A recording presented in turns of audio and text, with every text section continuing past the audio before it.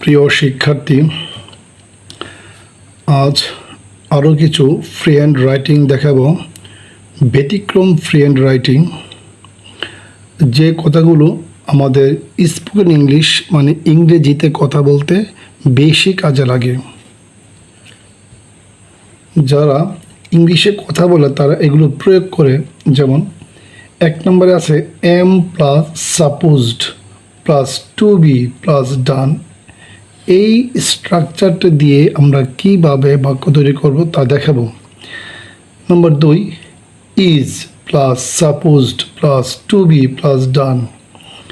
3 নম্বরে are plus supposed plus to be plus ডান।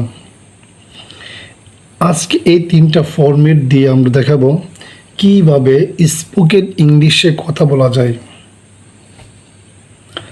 যেমন এখানে একটি বাক্য দেওয়া আছে, the work is supposed to be started today. আজ কাজটি শুরু করার কথা। এখানে দ্য ওয়ার্ক হচ্ছে সাবজেক্ট,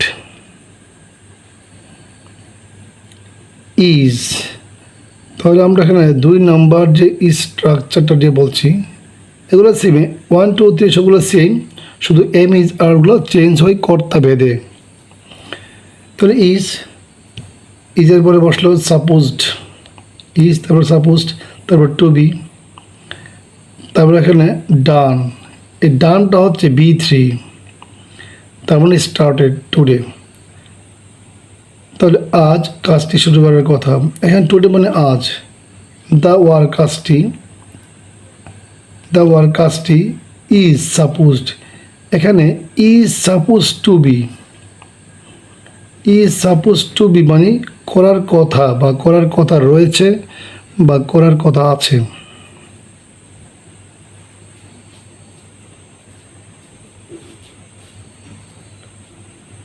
তাহলে কেউ বললে যে আজ কাজটি শুরু করার কথা রয়েছে, অথবা আজ কাজটি শুরু করার কথা আছে, অথবা আজ কাজটি শুরু করার কথা, 3টা বাংলা বললাম একই রকম। ইংরেজি বলতে হবে the work is supposed to be started today.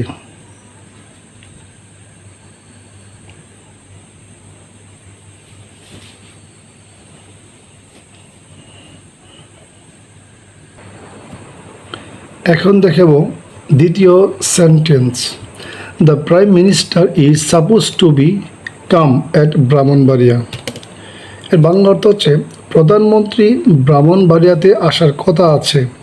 The prime minister হচ্ছে সাবজেক্ট, ইজ এখানে বি ভার্ব, তারপর বসালাম সাপোজ টু বি, আর সাপোজ টু বি এরপরে বসে ভার্ব 3 কাম। অ্যাট ব্রাহ্মণবাড়িয়া হচ্ছে আদার্স অথবা অবজেক্ট। তাহলে দ্য প্রাইম মিনিস্টার মানে প্রধানমন্ত্রী ইজ সাপোজ টু বি, এখানে ইজ সাপোজ টু বি এর বাংলা অর্থ হচ্ছে কথা আছে, কাম আসার। তার মানে ইজ সাপোজ টু বি কাম অর্থ হচ্ছে আসার কথা আছে ব্রাহ্মণবাড়িয়াতে, অ্যাট ব্রাহ্মণবাড়িয়া। তাহলে প্রধানমন্ত্রী ব্রাহ্মণবাড়িয়াতে আসার কথা আছে, এই ইংলিশটা বলতে হবে the prime minister is suppose to be come at Brahmanbaria.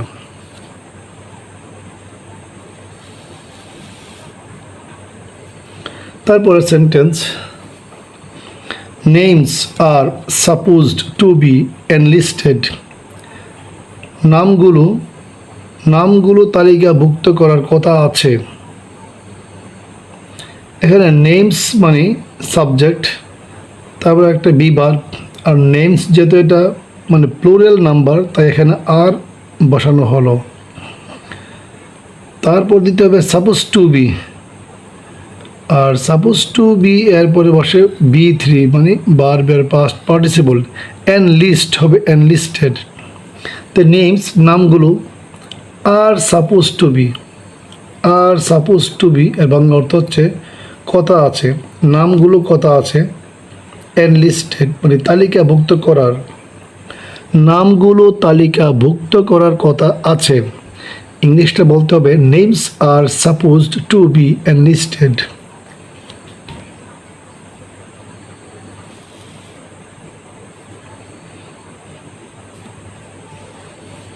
তারপরের sentence, books are supposed to be distributed among the students.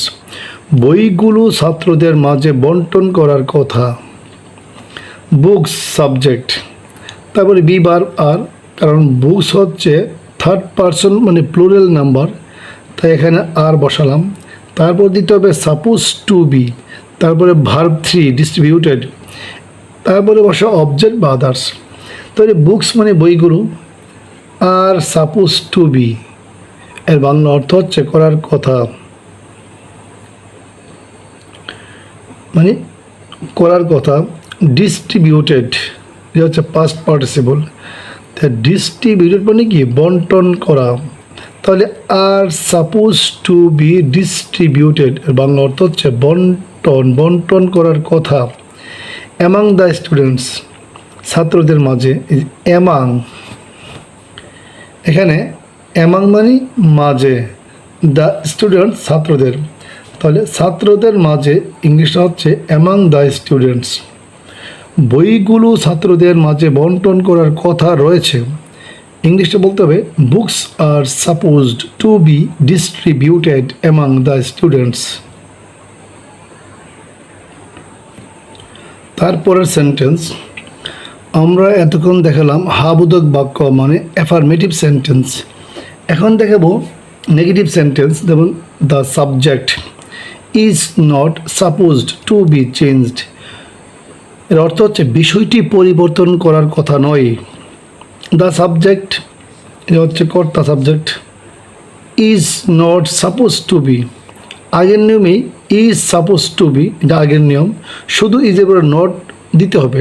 তাহলে is not suppose to be এটা হচ্ছে নেগেটিভ একটা ফ্রেজ, আর চেঞ্জ হচ্ছে B3। তাহলে দ্য সাবজেক্ট বিষয়টি, is not suppose to be মানে কথা নয়, এর is not supposed to be এর বাংলা অর্থ হচ্ছে কথা নয়। চেঞ্জড মানে পরিবর্তন করার, তার মানে বিষয়টি পরিবর্তন করার কথা নয়। The subject is not supposed to be changed. তারপরের সেন্টেন্স, দ্যাট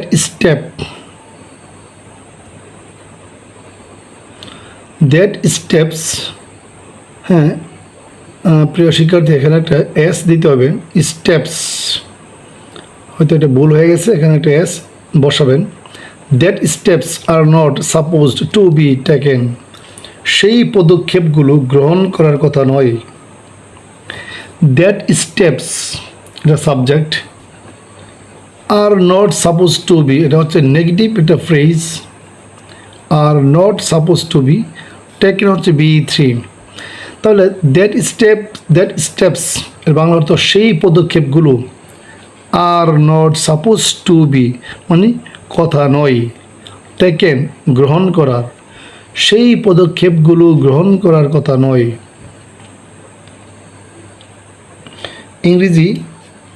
ইংলিশটা বলতে হবে that steps are not supposed to be taken.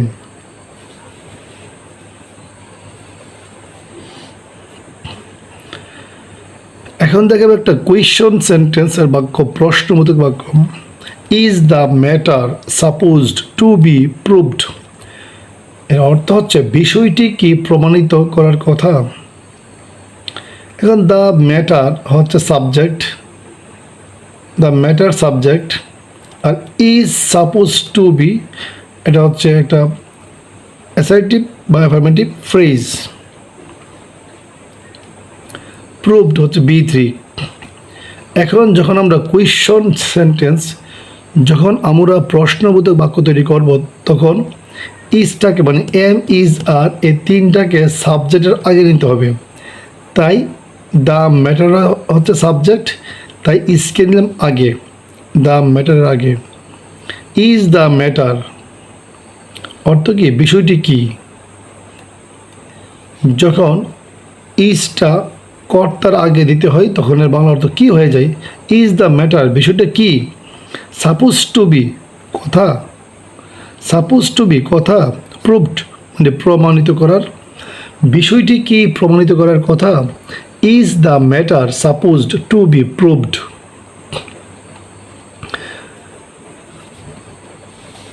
এখন দেখাবো একটা সেন্টেন্স কুয়েশন নেগেটিভ। আগের বাক্য ছিল একটা প্রশ্নবোধক সেন্টেন্স, আর এখনটা প্রশ্নবোধক প্লাস নেগেটিভ। যেমন are not the books supposed to be sold, বইগুলো কি বিক্রি করার কথা নয়। এখন the books subject, the books subject R suppose to be যেটা ফ্রেজ সোল্ড B3। এখন আমরা দ্য বুকস সাবজেক্ট, বুকসটা যেহেতু থার্ড পারসন মানে প্লুরাল নাম্বার, সেহেতু আরটাকে নিতে হবে আগে, তাই নিলাম আগে। তাহলে আর দ্য বুকস, এটা হচ্ছে কুয়েশন সেন্টেন্স বললাম। আর যখন নেগেটিভ এর সাথে যোগ করতে হবে তখন আর এর পরে নটটা বসাবেন, আর এর পর পর। তাহলে আর নট দ্য বুকস অর্থ কি বইগুলো কি নয়। আর নট দ্য বুকস এবং অর্থ বইগুলো কি নয়। সাপোজ টু বি কথা, শুড বিক্রি করার, তার মানে বইগুলো কি বিক্রি করার কথা নয়। আর not the books supposed to be sold.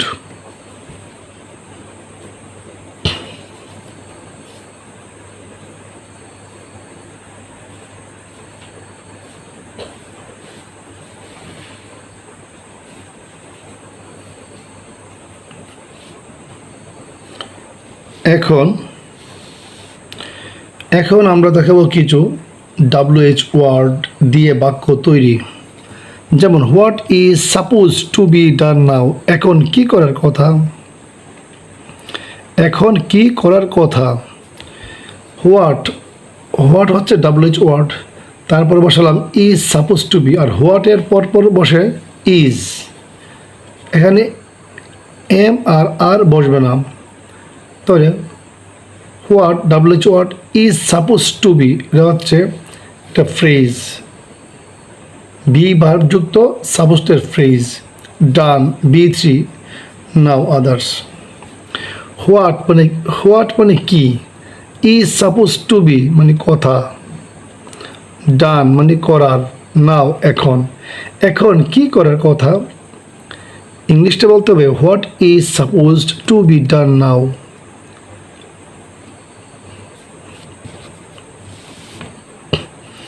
তারপরের sentence when is the work.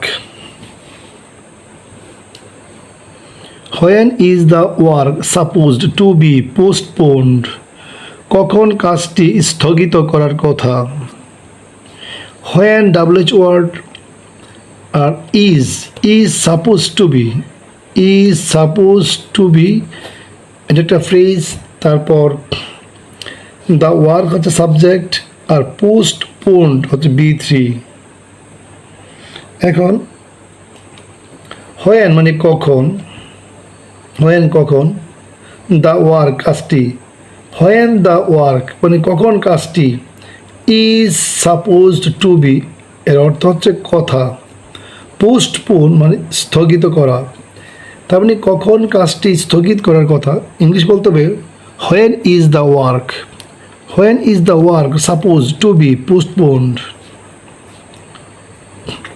তারপরের sentence how many books are supposed to be bought. How many books, এখানে হাউ হচ্ছে WH ওয়ার্ড, হাউ মেনি, এখানে হাউ মেনি বুকস মানে একটা subject, R suppose to be এটা একটা be verb যুক্ত suppose phrase, bought B3। তার মানে হাউ মেনি বুকস এর বাংলা অর্থ হচ্ছে কতগুলো বই। আর সাপোজ টু বি মানে কথা রয়েছে, কতগুলো বই কথা রয়েছে, বাট কেনার, কতগুলো বই কেনার কথা রয়েছে। ইংলিশটা বলতে হবে how many books are supposed to be bought. এখন দেখব আমাদের শেষ বাক্যটা for which country is relief supposed to be sent. For which country, এখানে ফর মানে জন্য, আর which WH word country noun. তাহলে ফর মানে জন্য, হুইচ মানে কোন, কান্ট্রি মানে দেশ, তার মানে ফর হুইচ কান্ট্রি মানে কোন দেশটির জন্য, ইজ এখানে কোন দেশটির জন্য, is suppose to be, is suppose to be মানে কথা আছে, কোন দেশটির জন্য কথা আছে। রিলিফ এখানে রিলিফ মানে ত্রাণ বা ত্রাণ সামগ্রী, সেন্ট মানে পাঠানো, কোন দেশটির জন্য ত্রাণ পাঠানোর কথা আছে। For which country, for which country is relief supposed to be Saint.